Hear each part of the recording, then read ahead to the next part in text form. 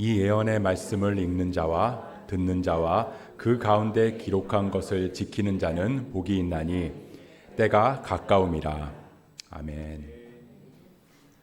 우리가 지난주까지 이 소아시아 7교회에 보내는 주님의 편지에 대해서 살펴봤는데요. 오늘은 이 요한계시록 7교회 시리즈 설교를 마치면서 이 에필로그, 예수 따라 모인 교회에 편지하라 라는 제목으로 말씀을 나누려고 합니다. 한마디로 이 예수님께서 7교회에 보내신 편지를 받는데, 그래서 우리가 뭐 어떡하라고, 이걸 함께 고민해 보자는 거예요. 그러기 위해서는 7교회의 편지의 내용이 어떤지를 먼저 짚어봐야겠죠. 물론 여러분들은 다 기억하고 계실 거라고 저는 생각하지만, 그래도 복습 차원에서 간단한 특징을 살펴보도록 하겠습니다. 먼저 첫 번째 교회, 에베소 교회.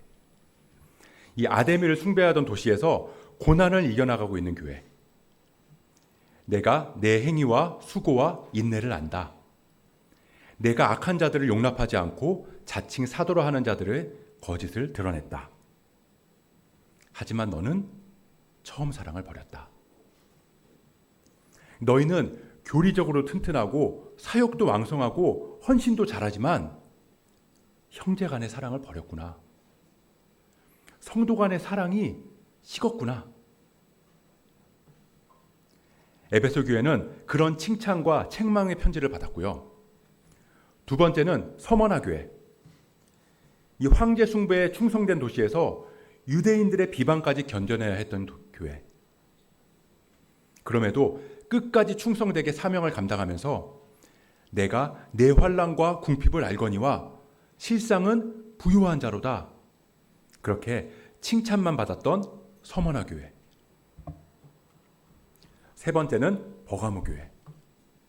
주님의 충성된 종이었던 안디바가 순교를 당함에도 불구하고 믿음을 저버리지 않았지만 교회 안에 발람의 교훈과 니골라당의 교훈을 지키는 자들이 생겨나서 우상 숭배와 음행의 자리로 빠졌던 교회. 그렇게 주님의 칭찬과 책망을 받은 버가모 교회에 이어서 네 번째는 두아디라 교회. 이 사도행전에 등장하는 자색 옷감 장사 루디아가 살던 곳. 이 섬유 산업이 발달하고 길드라고 하는 상인조합이 성행했던 지역에서 내 사업과 사랑과 믿음과 섬김과 인내를 나누니 내 나중 행위가 처음 것보다 많도다. 그렇게 헌신과 사랑을 칭찬받았지만 자칭 선지자라 하는 이세벨의 거짓 가르침을 받아들여서 우상 숭배하는 식사 자리랑 음행에까지 참여해서 책망받은 교회. 다섯 번째는 사대교회. 최초의 화폐를 만든 도시답게 부유하고 풍족한 도시에서 이 외형적으로는 성장하면서 사람들로부터 살아있는 교회라는 평판을 얻고 있지만 내가 살았다 하는 이름은 가졌지만 실상은 죽은 자로다. 그러니 복음을 기억하고 회개함으로 흰옷을 입어라. 그렇게 책망만 받았지만 회개의 기회를 얻은 사대교회. 여섯 번째는 빌라델비아 교회. 이 지진으로 궁핍해진 지역에서 유대인들로 인해서 회당 구성원의 자격을 박탈당하는 서름을 겪어야 했고, 그래서 로마의 핍박에 고스란히 노출되었지만 내 작은 능력을 가지고도 내 말을 지키며 내 이름을 배반하지 않았다. 그렇게 서머나 교회와 마찬가지로 칭찬만 받았던 빌라델비아 교회. 그리고 마지막 일곱 번째 라오디게아 교회. 이 부유함의 끝판왕이었던 도시에서 부유하다는 자부심으로 똘똘 뭉쳤던 교회. 부유함이 곧 하나님의 은혜라고 믿으면서 재정적인 헌신도 많이 했지만 그게 신앙의 전부가 돼서 미지근하게 신앙이 식어버린, 내가 이같이 미지근하여 뜨겁지도 않고 차갑지도 않으니 내가 너를 토해버리겠다. 그렇게 책망만 들었던 라오디게아 교회에 보내는 편지까지. 주님은 이 7개의 교회에 7개의 편지를 보내셨습니다. 근데 왜 7일까요? 이 성경에서 7은 완전수를 의미해요. 그러니까 7교회에 편지를 보내셨다는 건 이 땅의 모든 교회에 보내는 편지라고 볼 수 있다는 겁니다. 우리는 이 요한계시록을 이 종말을 다룬 책이라고 생각하잖아요. 근데 엄밀히 말하면 교회를 다루고 있는 책이거든요. 이 종말을 대처하기 위한 교회의 사명을 다루고 있는 거죠. 이 요한계시록 1장을 보면 맨 처음에 예수님께서 반드시 속히 일어날 일들을 보이시려고 천사를 통해서 요한에게 알리신 것이라고 그렇게 기록하고 있어요. 근데 그 말씀이 끝나자마자 요한이 뭘 하냐면요. 아시아에 있는 7교회에 편지하노니. 이 종말이 올 거라는 주님의 급한 메시지를 듣자마자 펜을 들어서 교회에 편지를 썼다고요. 그 말은 뭐냐면 이 종말이 다가올수록 주님은 교회를 통해서 하나님의 일들을 이루어 가신다는 겁니다. 그래서 교회들을 칭찬하고 책망하시면서 깨어 있으라고 하시는 거죠. 종말에 무슨 일이 일어날지 아무도 알 수 없지만 그거 알아서 뭐 하냐는 거예요. 그거 안다고 종말을 막을 수 있는 것도 아니고,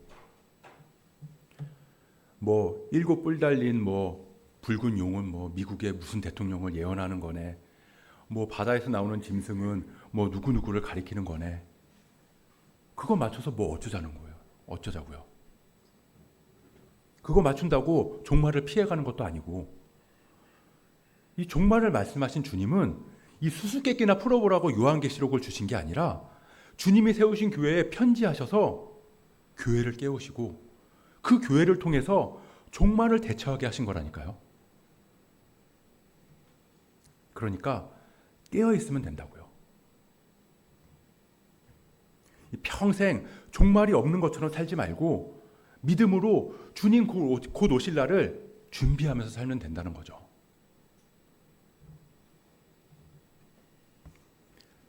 그럼 주님께서 이 땅의 모든 교회들에게 편지하시고 교회를 통해 일하신다는데, 그럼 교회는 뭔가?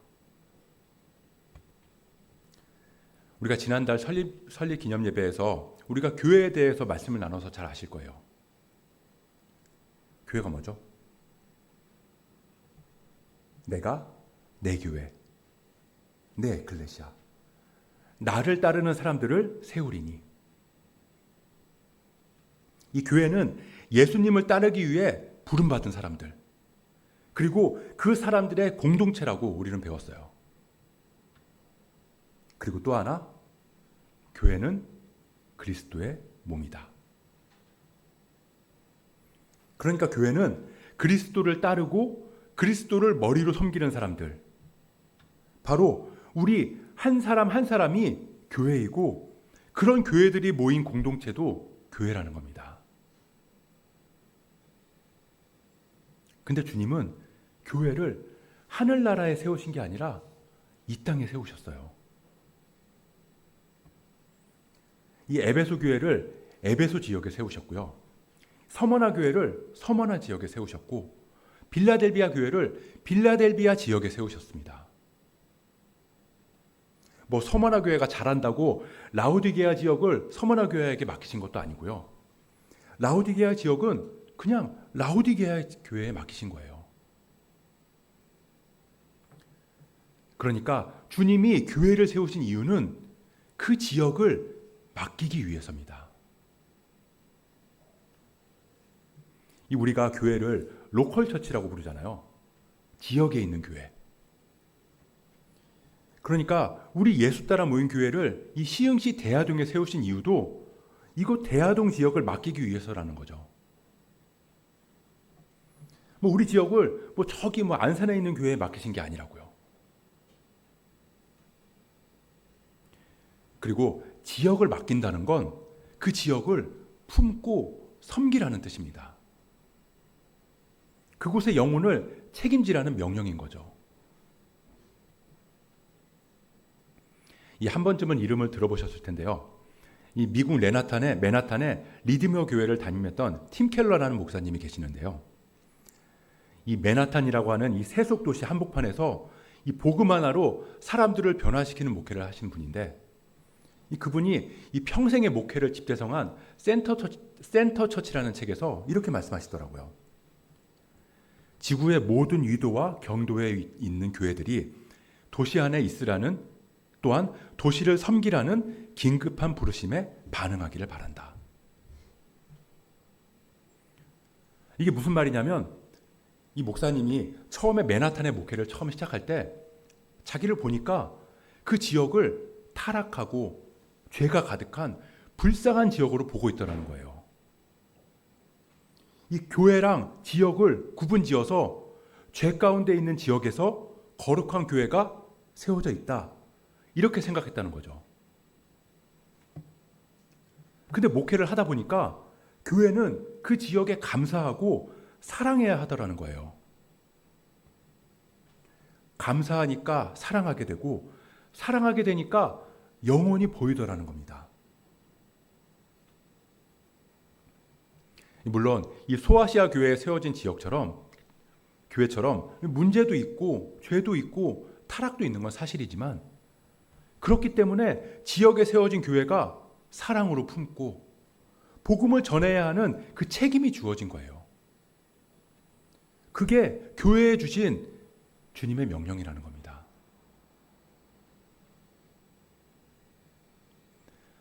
저희가 이 문고리 전도라는 걸 했거든요. 이 아이들이 뭐 전도지랑 이 물티슈를 이 비닐에 넣어가지고요, 저랑 아내가 그걸 들고 이제 집집마다 이 문고리에 이제 걸어놓는 전도를 했어요. 그리고 어제까지 1차 그 전도를 다 마쳤습니다. 1차로 6,000개를 했는데요. 이제 못 들어가는 건물 빼고는 6,000가구를 이제 다닌 거죠. 그러고 나니까 이 블럭의 한 3분의 2 정도는 한 것 같아요. 근데 아무튼 그렇게 이 전도지를 돌리면서 이 집집마다 다녀보니까 제가 저한테 가장 좋았던 게 뭐냐면, 무엇보다 이 지역을 알 수 있더라는 거예요. 이렇게 솔직히 이 장바구니에 이 전도지를 이제 수백 개씩 들고 이렇게 가다 보면, 그리고 이제 계단을 막 오르락 내리락 하다 보면 좀 힘들거든요. 근데 이게 그냥 뭐 전단지를 꽂아놓는 것처럼 이렇게 다니는 게 아니잖아요. 그러니까 이게 집집마다 다니면서 제가 할 수 있는 게 없더라고요. 기도를 하게 되는 거예요. 이렇게 다니다 보면은 특히 이제 대부분의 집들은 다 깨끗하고 집 앞도 깨끗하고 정리가 잘 돼 있는데, 간혹 이제 어떤 집 앞에 가면 이제 빈 술병이 이 괴짝으로 몇 개짝씩 쌓여가지고 집 현관 앞에 놓여 있는 곳이 있고요. 또 어떤 집을 가면 집 현관 앞에 이 담배꽁초가 수북히 쌓여 있는 곳들이 있더라고요. 그럼 제가 그런 집들을 가다 보면 어떤 생각이 드냐면요, 이분은 도대체 얼마나 힘이 들까? 이 정도의 술로 풀어야 할 만큼 이분의 괴로움이 뭘까? 이런 생각이 드는 거예요. 요즘에는 그 마음이 좀 이해가 되더라고요. 오죽하면 이분이 이럴까? 그러면 그 집 앞에서 그냥 이분이 의지할 곳을 몰라서 이러는 것 같은데, 이분이 의지할 곳을 몰라서 이렇게 괴로워하는 것 같은데, 주님이 이분을 만나주세요. 이렇게 마음으로 짧게 기도를 해요. 그러면서 이 전도지에 적힌 말씀 한 구절, 저희가 이 전도지를 보내거든요. 여기에 여호와의 이름은 견고한 망대라, 의인은 그리로 달려가서 안전함을 얻느니라. 이 말씀 한 구절. 이건 조금 다른 얘기인데요. 저는 그래요. 이 전도지를 이렇게 문에 걸어놓으면 대부분은 그냥 버릴 거예요. 저도 알아요. 항의 전화도 막 받거든요. 이런 거 집에 걸지 말라고. 불쾌할 수 있다는 것도 알아요. 뭐 그러면서 이제 불쾌하면서도 버리겠죠. 근데 이 버리기 전에 그래도 여기 뭐라고 써 있나 이러면서 그냥 눈으로라도 그냥 쓱 보지 않겠어요? 무슨 말을 써놨나 이렇게 본다고요. 그래서 저는 전도지에 이런저런 것들 많이 써놓는 걸 별로 좋아하지 않아요. 말씀 구절을 막 빼곡히 써가지고 이것저것 적어놓고 뭐 첫째, 둘째, 셋째 해가면서 교리들 막 적어놓고 어차피 안 보거든요. 그건 복음을 받아들인 다음 문제예요. 저도 사실 길에서 이렇게 교회들이 나와서 전도지를 주면 제가 받거든요. 그럼 받아서 이걸 봐요. 근데 이런저런 말들이 너무 많이 있으면 안 보이더라고요. 눈에 들어오지도 않고요. 이 사람이 원래 정보가 많으면 이게 포기해 버리잖아요. 그래서 저도 이걸 안 본다는 거예요. 그래서 그냥 말씀 한 구절, 6천 가구 중에 단 한 명이라도 이 말씀 구절 보고 아, 예수가 나의 피난처가 되는구나, 될 수 있겠구나, 그 마음이 심겨지기만 한다면 그럼 뭐 우리 교회 안 오면 어때요? 뭐 이 지역에 있는 다른 교회 가더라도 그렇게 주님 알게 된다면 그럼 성공인 거죠. 뭐 사실 요즘엔 뭐 이런 식의 전도가 효과가 없죠. 저도 이 관계 전도가 제일 중요하고 그게 가장 효과적이라는 건 그 생각에는 변함이 없어요. 누가 요즘에 뭐 이런 전도지 보고 교회 오겠어요? 근데 이 아무 효과가 없지만 누군가에게 말씀이 읽혀지고 그 마음에 심겨지는 걸 효과라고 한다면 이런 일들을 통해서도 하나님은 일하신다는 생각이 들더라고요. 그리고 무엇보다 제가 우리 동네를 사랑하는 마음이 커지는 건 확실해요. 그리고 이렇게 제가 이 집집마다 다녀보니까 이 생각보다 교패가 안 붙은 집들이 많더라고요. 물론 이제 요즘에는 일부러 교패를 안 붙이는 집들도 있는데 뭐 그걸 감안하더라도 너무 많은 거예요. 이 동네에 이 교회가 이렇게 많은데. 그래서 아, 이 지역을 맡는 일에 우리 교회도 동참하게 하셨구나, 기도하라고 하시는구나, 그런 생각을 하게 됐습니다. 뭐 교회가 치킨집보다 많다, 교회가 편의점보다 많다, 이런 기사들도 나오고요. 뭐 우리나라는 교회가 너무 많다, 뭐 교회가 포화 상태다, 뭐 교인 수는 점점 줄어드는데 교회는 자꾸 늘어난다, 뭐 이런 얘기를 많이 하잖아요. 근데 그런 말을 제가 생각할 때는 죄송하지만 이 교회를 주님이 세우셨다는 걸 인정하지 않는 거라는 생각이 들어요. 그냥 안 나가 보니까 모르는 거예요. 그러니까 제가 동네로 나가 보니까 알겠더라고요.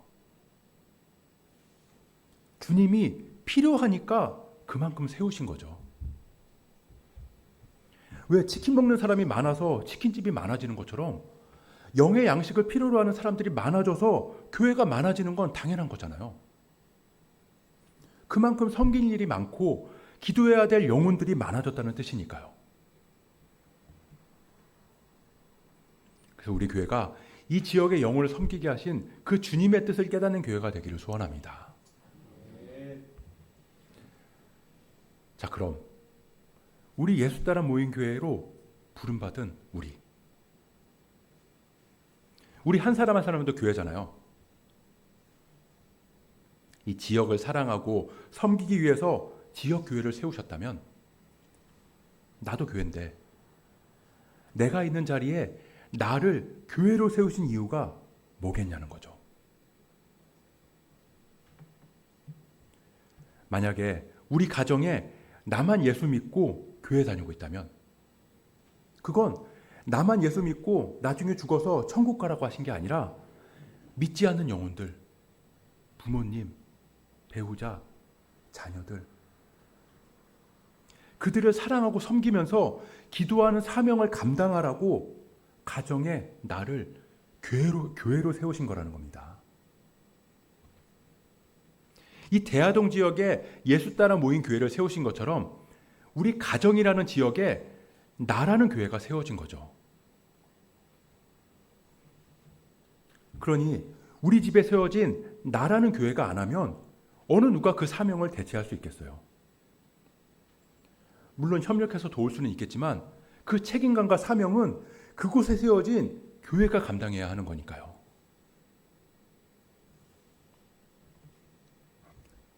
그럼 조금 더 나아가서 나라는 교회가 집에만 있는 건 아니잖아요. 주중이면 일터에 나가요. 사업장으로 가기도 하고 직장으로 가기도 하고 학교로 가기도 하고. 아까 찬양했듯이 우리는 움직이는 교회인 거죠. 그럼 그곳에도 나라는 교회가 세워졌는데 주님은 그 교회에 뭘 맡기실까요? 그곳 영혼을 위해서 기도하라고. 이 소아시아 교회들처럼 유혹도 있고 어려움도 있겠지만 기도하고 사랑하고 섬기라고. 그렇게 그곳에 나라는 교회를 세우신 거예요. 이번에 그 교회가 친구들 모임, 친척들 모임 같은 공동체로 가면요. 그곳에서도 교회로서의 동일한 사명이 주어지는 겁니다. 거기 예수 믿는 사람이 많으면요. 왜 우리 동네에는 교회가 이렇게 많냐고 따지는 것처럼 왜 우리 집에는 예수 믿는 사람이 이렇게 많냐고 따질 수 없잖아요. 예수 믿는 사람이 많으면 힘을 합쳐서 섬길 일이 주어졌기 때문이에요. 우리 가정은 전부 다 예수 믿는데요. 그럼 그에 맞게 그 가정이 품어야 할 영혼이 더 많다는 거예요. 우리 회사는 기독교 회사라서 다 교회 다니는 사람들 뿐인데요.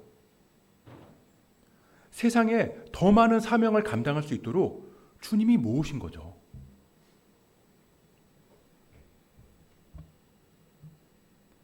하나님은 우리 가정을, 우리 회사를, 우리 학교를 나라는 교회에 맡기셨고 이 지역을 우리 교회에 맡기셨어요. 근데 이놈의 집구석, 이놈의 회사, 이놈의 학교, 이놈의 동네, 내가 예수 믿는데 도움이 안 돼. 사랑하라고 세우신 교회가 그럴 수 없잖아요. 그러는 순간 나만 거룩하고 나머지는 다 썩은 게 되는 거니까요. 근데 그게 아니라 내가 하늘의 미랄이 돼서 썩어서 우리 가정, 우리 직장, 우리 학교, 우리 동네를 거룩한 하나님 앞으로 나아가게 하는 거. 그게 교회로 우리를 부르신 주님의 명령입니다.